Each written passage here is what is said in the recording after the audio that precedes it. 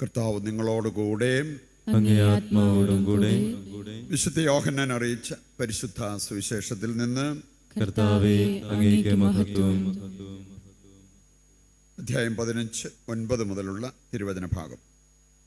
അക്കാലത്ത് യേശു തൻ്റെ ശിഷ്യന്മാരോട് അരുൾ ചെയ്തു, പിതാവ് എന്നെ സ്നേഹിച്ചതുപോലെ ഞാനും നിങ്ങളെ സ്നേഹിച്ചു.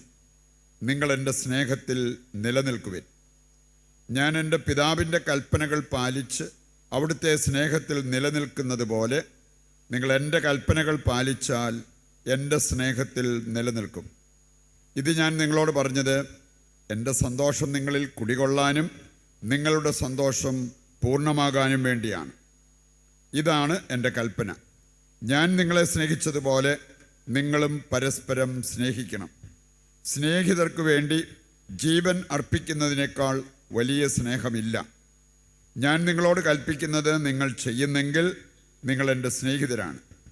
ഇനി ഞാൻ നിങ്ങളെ ദാസന്മാർ എന്ന് വിളിക്കുകയില്ല, കാരണം യജമാനൻ ചെയ്യുന്നത് എന്തെന്ന് ദാസൻ അറിയുന്നില്ല.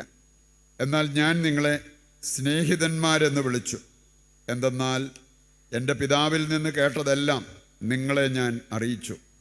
നിങ്ങൾ എന്നെ തിരഞ്ഞെടുക്കുകയല്ല, ഞാൻ നിങ്ങളെ തിരഞ്ഞെടുക്കുകയാണ് ചെയ്തത്.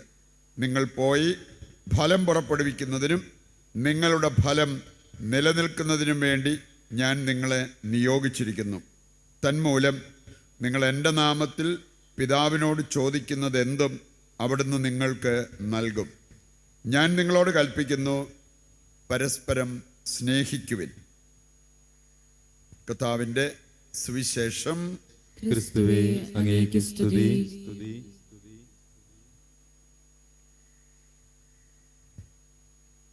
ഈശോയിൽ പ്രിയപ്പെട്ടവരെ, അപ്പസ്തോലന്മാരിൽ ഒരുവനായ മത്തിയാസിനെ പ്രത്യേകം നമ്മൾ അനുസ്മരിക്കുന്നു.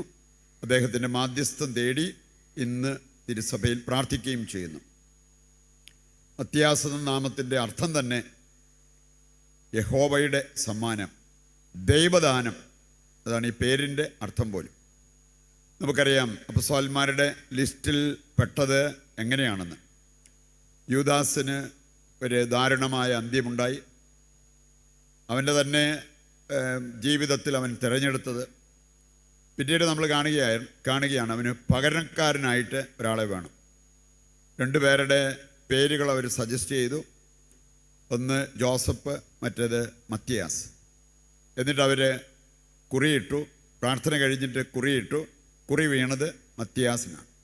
അങ്ങനെ അപ്പസ്തോലന്മാരുടെ ഗണത്തിൽപ്പെട്ട് അവസാനം അദ്ദേഹം തന്നെ ദൈവിക ശുശ്രൂഷയ്ക്കായിട്ട് സമർപ്പിച്ച് രക്തസാക്ഷിത്വം വഹിച്ച ഒരു വ്യക്തിയാണ് ഈ മത്തിയാസ്. നമ്മളെ സംബന്ധിച്ചിടത്തോളം അദ്ദേഹത്തിൻ്റെ ജീവിതം കൊണ്ട് പഠിക്കേണ്ട ചില കാര്യങ്ങളുണ്ട്. ഒന്ന്, അദ്ദേഹം ശരീരനിഗ്രഹം എന്ന് പറഞ്ഞാൽ ശരീരത്തിൻ്റെ ഇഷ്ടങ്ങൾ ബലി കഴിച്ചുകൊണ്ട് ദൈവത്തിന് വേണ്ടി നിലകൊണ്ട, ദൈവരാജ്യത്തിന് വേണ്ടി നിലകൊണ്ട ഒരു വ്യക്തിയാണ്. നമ്മൾ ആൽക്കഹോളിസം, സ്മോൾ പോക്സ് ഇങ്ങനെയുള്ള കാര്യങ്ങൾ വരുമ്പോൾ അവയിൽ നിന്നും സംരക്ഷണം ലഭിക്കുവാനും വിടുതൽ ലഭിക്കുവാനും നമ്മൾ പ്രത്യേകം മാധ്യസ്ഥം വഹിക്കുന്നത് മത്തിയാസിനെയാണ്. അപ്പോൾ അതുകൊണ്ട് നമ്മുടെ ജീവിതത്തിലും നമ്മൾ ക്രിസ്ത്യാനികളെന്ന നിലയ്ക്ക് എപ്രകാരം നമ്മൾ ജീവിക്കണം എന്നുള്ളത് ഈ വിശുദ്ധൻ നമ്മളെ പഠിപ്പിക്കുന്നുണ്ട്. ആ ഒരു പാത പിന്തുടരുന്നെങ്കിൽ യഥാർത്ഥ ക്രിസ്തീയ ജീവിതം നയിക്കാൻ നമുക്ക് സാധിക്കും. ഇന്നത്തെ വായനകളുടെ വെളിച്ചത്തിൽ യഥാർത്ഥ ക്രിസ്തീയ ജീവിതത്തിന് ആവശ്യമായ 3 പ്രധാനപ്പെട്ട കാര്യങ്ങൾ നമുക്ക് പഠിക്കാൻ പറ്റും. ഒന്നാമത്തേത്, ആദ്യ വായനയുടെ വെളിച്ചത്തിൽ നമ്മൾ പഠിക്കേണ്ടതാണ് പ്രാർത്ഥന. ഇന്ന് പലരും കാര്യങ്ങളൊക്കെ തീരുമാനിക്കാൻ കുറിയിടുന്നത് കാണാൻ പറ്റും. പക്ഷെ അതിന് മുമ്പ് നടന്നൊരു കാര്യമുണ്ട്. അവരിരുന്ന് പ്രാർത്ഥിച്ചു, വ്യക്തിപരമായി പ്രാർത്ഥിച്ചു, അവർ ഒന്നിച്ചിരുന്ന് പ്രാർത്ഥിച്ചു. അവരാവശ്യപ്പെട്ടു, ദൈവമേ നിൻ്റെ ഹിതം വെളിപ്പെടണം, നിൻ്റെ ഹിതം പോലെ സംഭവിക്കണം. അങ്ങനെ അവർ പ്രാർത്ഥന കഴിഞ്ഞിട്ടാണ് കുറിയിട്ടത്. ചിലർക്ക് പ്രാർത്ഥിക്കാൻ സമയമില്ല, എളുപ്പം കാര്യങ്ങൾ അറിയാൻ വേണ്ടി വേണേൽ നാണയമെടുത്ത് പൊക്കി അതിടുന്നത് കാണാൻ പറ്റും, അല്ലെ കുറിയിടുന്ന പരിപാടിയൊക്കെ. അതിനേക്കാൾ പ്രധാനപ്പെട്ട ഒരു കാര്യമാണ് പ്രാർത്ഥനയിൽ ദൈവവുമായിട്ട് ആലോചന ചെയ്യുക. അങ്ങനെ ഒരു കാര്യം നമ്മുടെ ഭാഗത്തു നിന്ന് വരുന്നുണ്ടെങ്കിൽ നമ്മളെടുക്കുന്ന തീരുമാനങ്ങൾ ദൈവത്തിൻ്റെയും കൂടെ തീരുമാനമാവും. ദൈവത്തിൽ വിശ്വാസം അർപ്പിക്കുന്നവരെ പ്രാർത്ഥിക്കാതെ ഒരു തീരുമാനവും അവരുടെ ജീവിതത്തിൽ എടുക്കത്തില്ല. പറയുണ്ട്, ഒരു ക്രിസ്ത്യാനിക്ക് ക്രിസ്തീയ ജീവിതത്തിന് അടിസ്ഥാനമായി മാറേണ്ടത് പ്രാർത്ഥനയാണ്. പ്രാർത്ഥനയില്ലാത്തവർ സ്വന്തം കഴിവിൽ ആശ്രയിച്ച്, സ്വന്തം ബുദ്ധിയിൽ ആശ്രയിച്ച് തീരുമാനങ്ങൾ എടുത്തും അതുപോലെ തന്നെ കാര്യങ്ങളൊക്കെ അവരാഗ്രഹിക്കുന്നത് പോലെ ചെയ്ത് മുമ്പോട്ട് പോകും. പ്രാർത്ഥിക്കുന്നവർ ദൈവത്തെയാണ് ഉയർത്തി നിർത്തുക, ദൈവഹിതമാണ് ഉയർത്തി നിർത്തുക.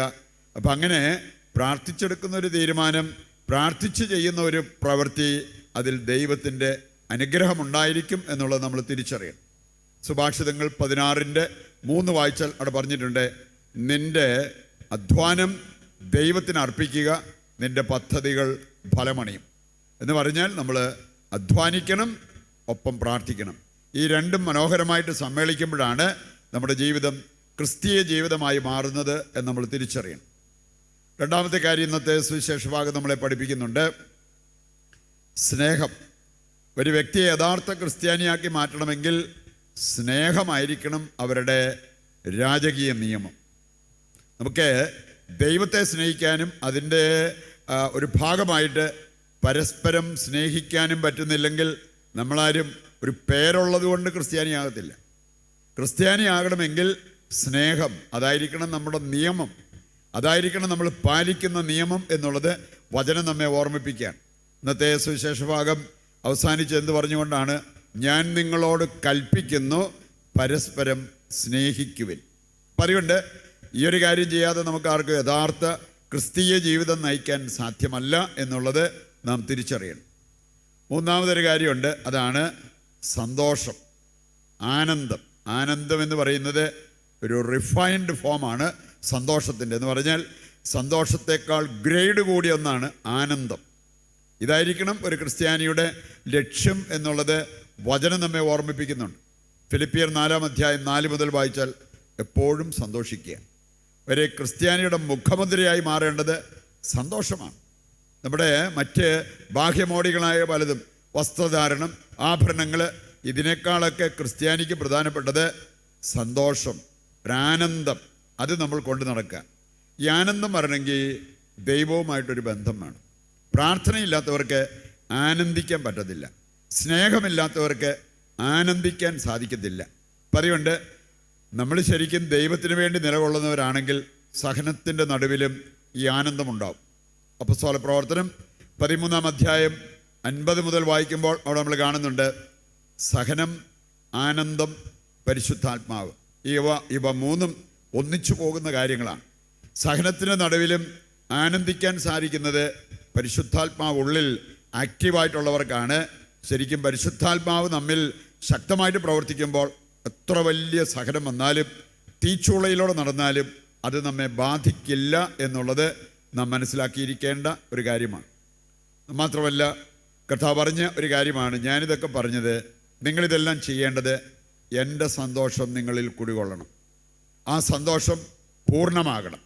പൂർണ്ണതയിൽ കുറഞ്ഞ ഒരു കാര്യം നാം ലക്ഷ്യം വെച്ചിട്ട് കാര്യമില്ല.